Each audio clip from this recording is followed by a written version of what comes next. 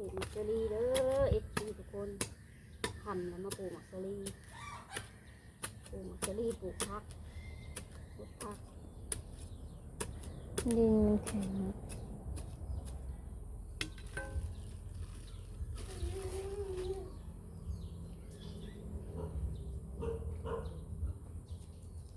ได้ที่เขาโรงเรียนมาเดิน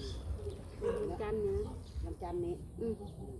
อีนั่นน่ะลูกเจ้าอยู่ห้องไหน มอสองแล้วมันบอกฮู้ว่ามันอยู่ห้องใดเดียวนี่ฮะจะมันสิถึงห้องใด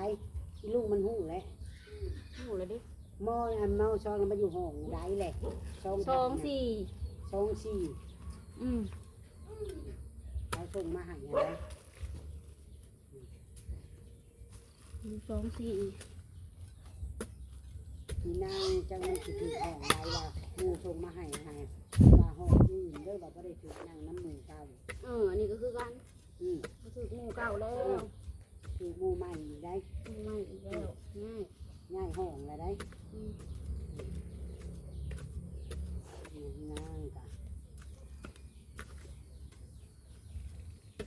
มันมีมือไปส่งในกา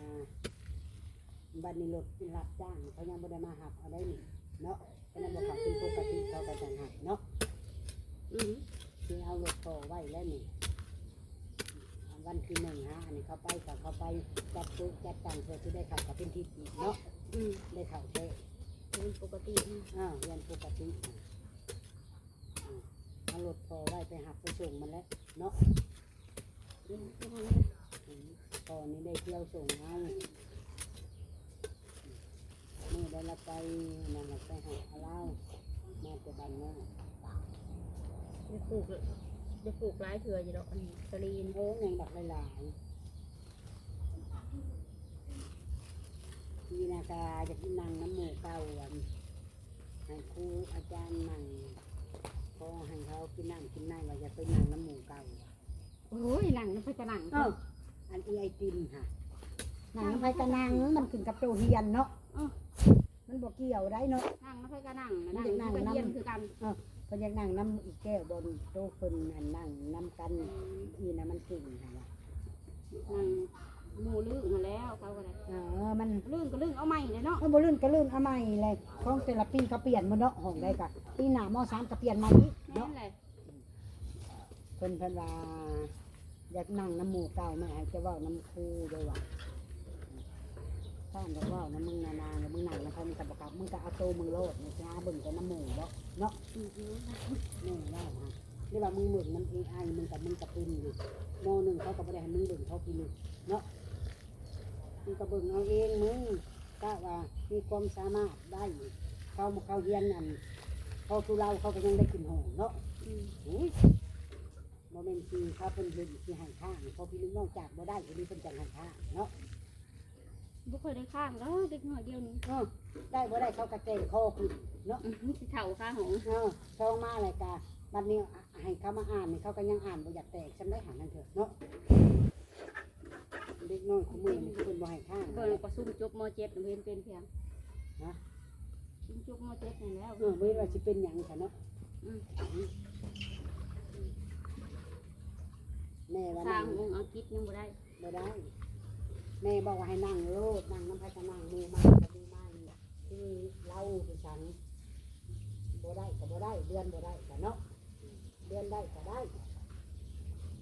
คนไปตกลายมือได้ยัง มันแห้งในทางก็ดีเลยอย่างมันตกจะบอก พอเลยนะ2 4 6 8คุมก็พอแล้ว ขลาดตื่นในเฮือน สิปลูกผักอีกอยู่นะมื้อนี้ผักอีกอยู่หั่น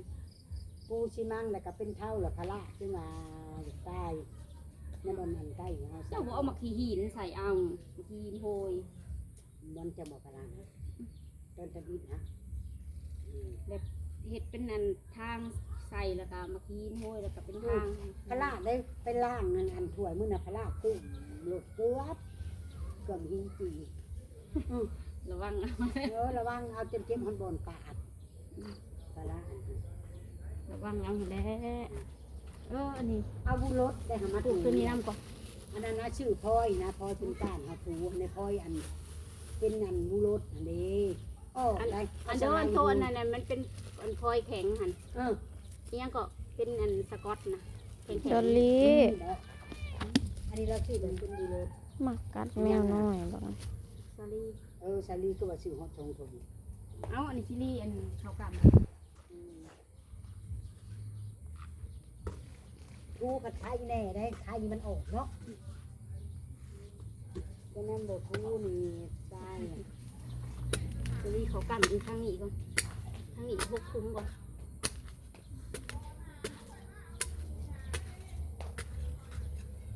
ว่านมะเขือเป็นปลูกมะเขืออีก พวกหมกเผ็ดชงทำคุ้มก็ได้หลายได้โอน ปลูกก็พอหาคุ้มก็พอ พอได้กินเนาะได้หาเนาะ หลายนะต้ ต้ น น มะ ไข่ เขือ ติมไปน้ำโพได้ มะเขือ2 ต้นสิเนาะ พอได้เนียนเนาะนี่ไอติมไปน้ำโพว่ามือนี่ไปซื้อปูนน้ำโพก็บอกเกมกินข้าวเย็นแล้วหนึ่งแล้วแต่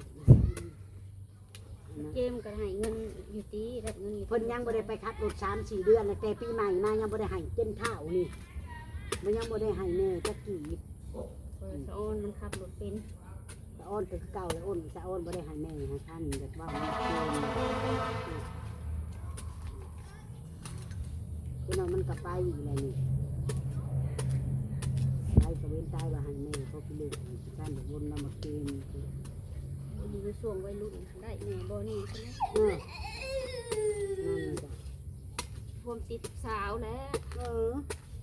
นอนในเรือนได้3-4 เดือนเลยดิ ผู้สาวฮะ บอกว่าพื้นมันเองผู้สาวบ่ได้มาใกล้ดอกมันบ่เอามายันโทด่า อืม บ่มีเขาเรื่องเขาได้เนาะมีแต่ผู้สาวมันเลยโทรมาผมไม่ผม บ่าวผู้สาวผู้หา โค้งให้มาเกณฑ์ไปทับรถนำนี่เดี๋ยวมันจะให้เดินเดี๋ยวไปนำเกณฑ์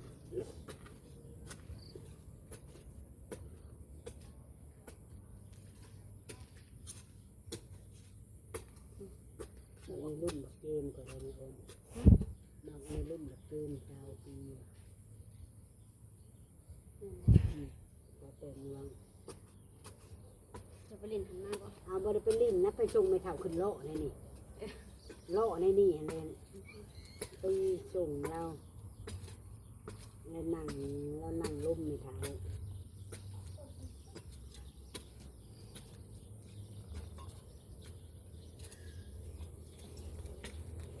ึ้นไปนอนลกมา เก้าปีหัวอีนั่งไง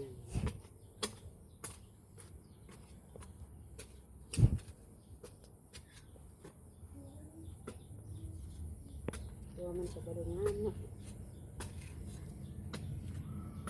ก็บ่ได้เห็นหน้าครับ เห็นไหมเห็นกินนี่ฮะจะเห็นกินคนทางโพ ใช่บ้านไหน คนหักโพคนขาโพได้ว่า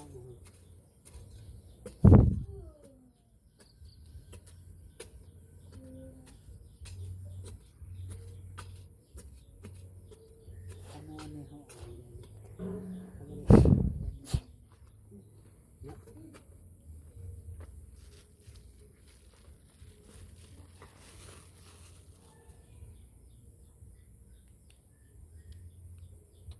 สิเกิดบ่แต่ว่า เกิดจะปลูกยังกระติด ดิน เนื้อ มั ปลาน ก็ คา แข็ง เอา โค มา ตร อันสิเป็นแรงบอกคือปลูกแต่โดนบ่อันนี้ฮะกระปลูกนี่ ห้ากระปุก มันสิคิดเลยได้นี่ขึ้นมาแต่นะได้ใส่แกงหน่อไม้ได้นี่เนาะ กระปุก ช่อง ปลู ต้ ก นบ่ ข่อยต้นน่ะมันตามข่อยบ่ปล่อยมันสูงคือเพิ่นดอก อันนี้ เดี๋ยว สู มัน งเกิน เนี่ยเฮาสิเก็บกินง่ายเฮาก็เฮ็ดตำเก็บกินง่ายมันแห้งแตกสลึงพักกันมา แม่นแหละเนาะโอ้คนได้หลายต้นอันนี้เนาะราคานี่ 3 ต้น ซื้อ5 ต้นแล้วปลูกอยู่ลุ่มน้ำมันบ่ ซื้อบ่หรือว่าตัวเอาตัวเก่าหามาซัด ซื้อได้ข่อยซื้อเอา แต่เก่าคือว่าเห็นมีตัวเก่าในเจค่ะ ที่ไหน ในเจคนครัวมือตอนนั้นน่ะมีบ่บ่มีบ่ นี่ บ่ ใส่ มีแต่ชื่อเอาติอันนี้ค่ะต้นเท่าไรอันนี้ค่ะ ต้น10,000 พอชื่ออยู่ใด อื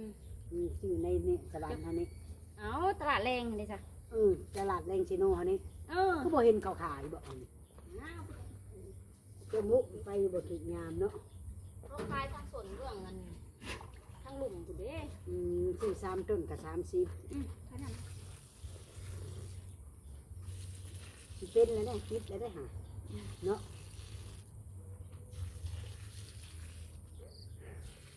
เขาปลูกเห็นว่าเขาเห็ดเป็นปุ่มนะมันแตกยอดงามคือหยังนี่เขาบริเห็ดสูงเกิน แม่นเลยของอีซีหาสูงเนาะ สูงมันก็เก็บยากกินยาก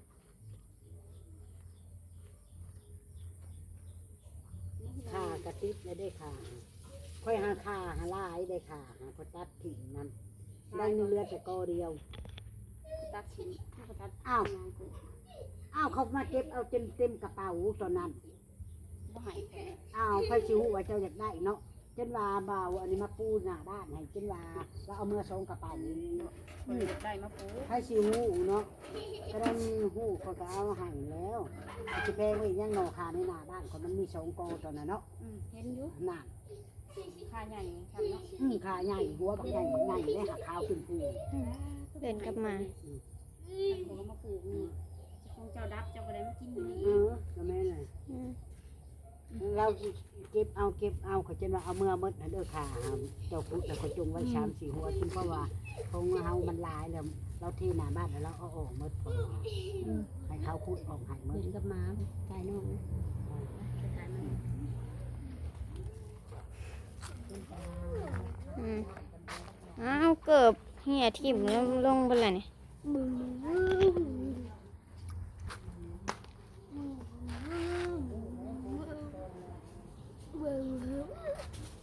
นั่น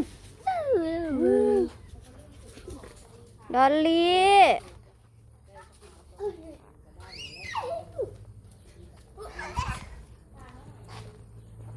เดินตามมาแบบ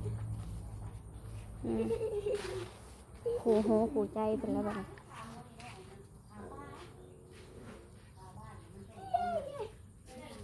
ช่องเซลล์1 คนกับ1 ตัว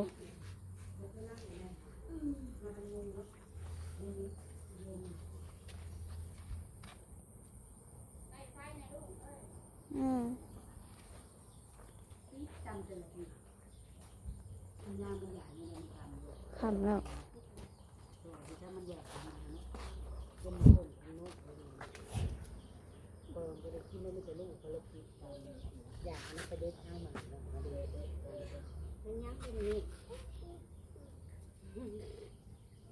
มันหาบนอย่างมั้งบ๊ายบาย